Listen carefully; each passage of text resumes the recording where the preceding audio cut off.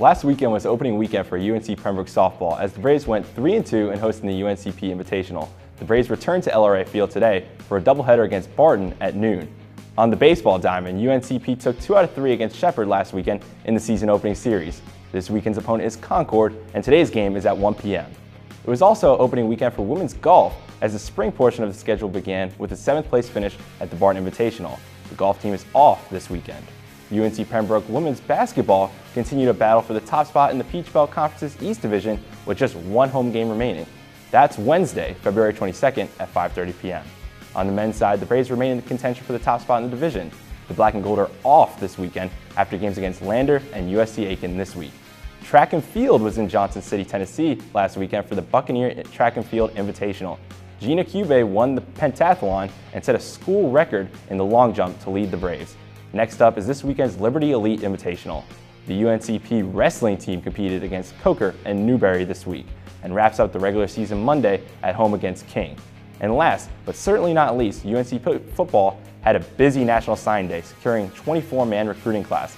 The Black and Gold Report starts now.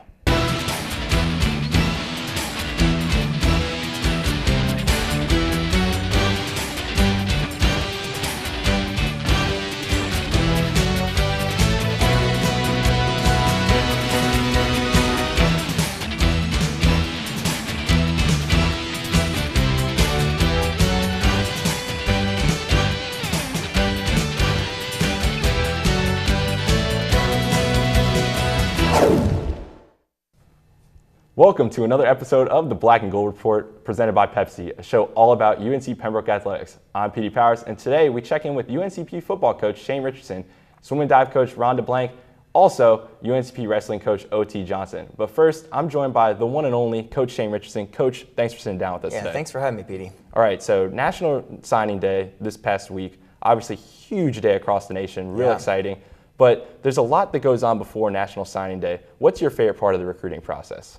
I really think there's a couple things that really excite me about the recruiting process. One of those parts is seeing our coaches get really excited when they've got a great guy that they bring to the table. They've done their research. They put so much time with the phone calls and the school visits and the home visits and doing all the background checking that we do, and then having that guy kind of pan out and able to come to us.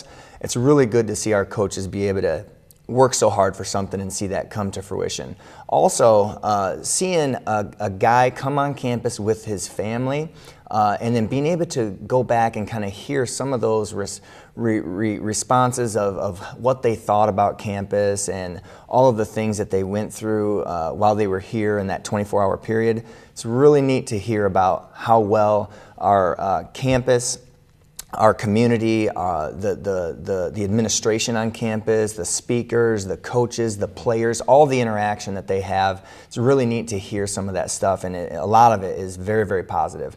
And then I think one of the most rewarding things for me as a head coach is to go back into a living room, and of all these 24 guys, I sat in every single one of their living rooms to sit down and look them in the eye and to get to know them and to really kind of lay everything out on the table and to be able to really offer them an opportunity and to see how excited they get and to see that they're really excited to come to UNCP and to really kind of fulfill almost a dream, you'd say, and to really help a guy's college career and getting an education and all the fun things that go into that. I mean, that is really rewarding for me as a head coach to be able to do that. All right, so let's jump into this class a little bit now. We're going to start on the offensive side of the ball. What excites you about the offensive guys you brought in? Well, I think, first of all, it's a well-rounded class. We got 3 offensive linemen. We were able to get a quarterback in Josh Dale. We were able to get 2 tailbacks, a fullback, and then 4 wide receivers with another guy as an athlete. I think the wide receiver group is probably the best group out of the whole entire class,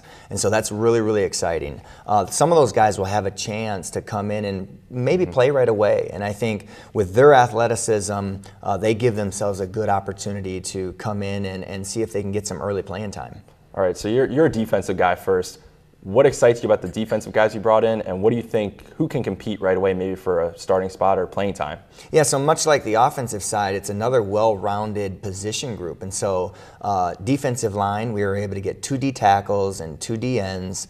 We were able to get 4 linebackers and then 3 defensive backs. And so we feel like we've set ourselves up for just the consistency and the quality of depth for years to come here. And so I really like that about the defensive side. Now, I think at D tackle, we could be a little bit thin, and I think those guys will have a chance to play. Octavius McLaurin out of Scotland High, who is really a local guy for us, he will be really have an opportunity to come in and potentially step into an opportunity to play. What's really difficult, though, is what people don't understand is it's such a jump from high school to college, and there's so much maturity and development that needs to take place, just from a social, an academic, and then obviously a physical on the field. You got to pick up a whole new scheme. There's so many more details that we're going to point out to them and teach them and try to coach into them. And so it's really tough to be able to do that. But any guy that's able to step on the field for us this fall will be a much added bonus. Coach, stay right there. We're going to take our first break. Make sure to come back for more on the Black and Gold Report. Brave Nation is about to commence. Rewards, event times, and the Brave Nation student section, it all lives here. Download hashtag Brave Nation for free. Fill out your full user profile. Check in from your Brave Nation section seat and start redeeming swag. Turn on your notifications so you don't miss out on important Brave Nation information. Download the app, fill out your profile, be loud in the Brave Nation student section, and get rewarded.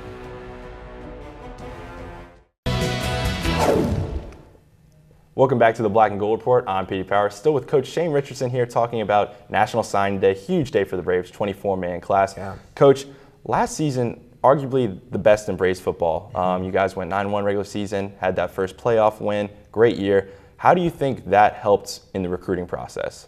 I think every kid that is looking to go on and play college and is serious about it, they want to go to a winning program. They want to experience success, and I think it's obviously something that we can sell in that process.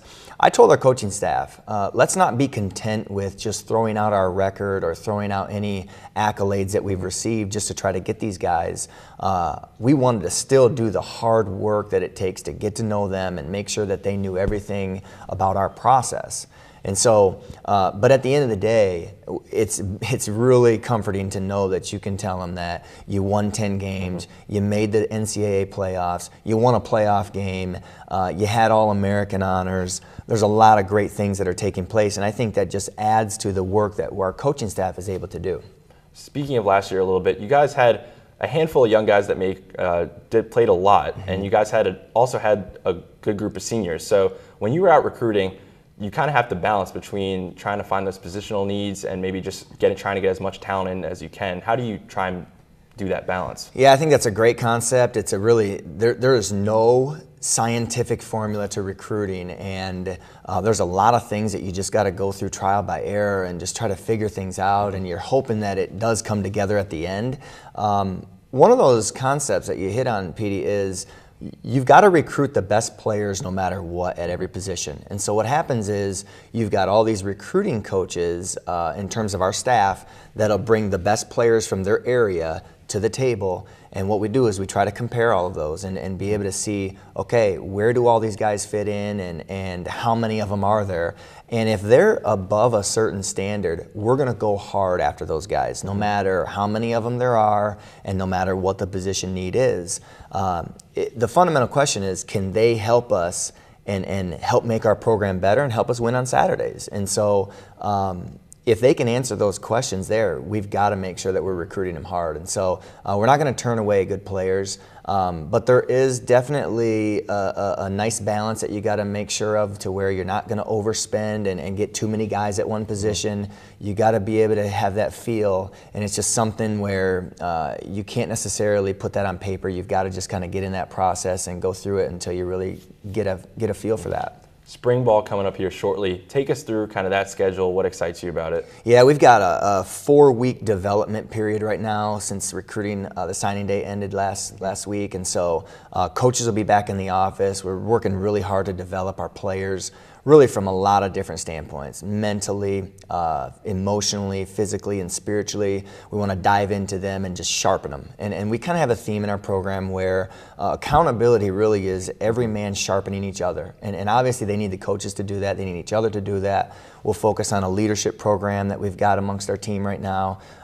We've got some really good things and exciting things going on. But I really believe that the 2017 season really will have no bearing on what we did in 2016. It sets the bar high, it raises the level of expectation, but yet we've got to work for everything that we're going to do this year. And so it's kind of a renewed mindset that we're going into spring ball and spring development with right now.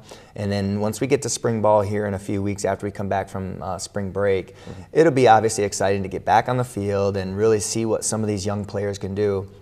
We lost a good core group of contributors last season. And so now, who's going to step up to see what they can do? That'll be fun to see when they put the pads on and start flying around. So team mottos, slogans, and all that kind of thing, they just kind of get thrown around sometimes. But one word you guys use in your program is premier. What does that word mean, and how do you continue that from this last group into the next group for next season? Yeah, so the first thing that we talk about in our program is our vision. And premier sums up what our vision statement is, and it's to be recognized as the premier NCAA football program in Division II in the country. And so everything that we do in our process, we want it to be premier. It's not just the results, we're a process-oriented model. And so everything from academics to character to work ethic to sacrifice to togetherness to focus to execution. I mean, the list goes on and on. All the things that you would group into what helps someone become successful. All of those processes, we want to be premier and at the highest level that they can really perform them. And so really what it becomes is it's a daily mindset. It's a daily concept to where it's in the culture of how we do things, how we think, how we communicate. And so, you know, if you're not marking what you do in all areas of life with it being premier, then you're really not performing that process the best that you can. And honestly, you're not going to get the results that you want either. And so the process of everything needs to be premier, and that's when you'll get great results. And so that's what that kind of means. All right, Coach, thanks for sitting down with us today. Really excited to see where the team goes this in the spring heading into the fall. Yeah, thanks a lot, Petey. Appreciate you. All right, we'll be right back on the Black and Gold Report here shortly.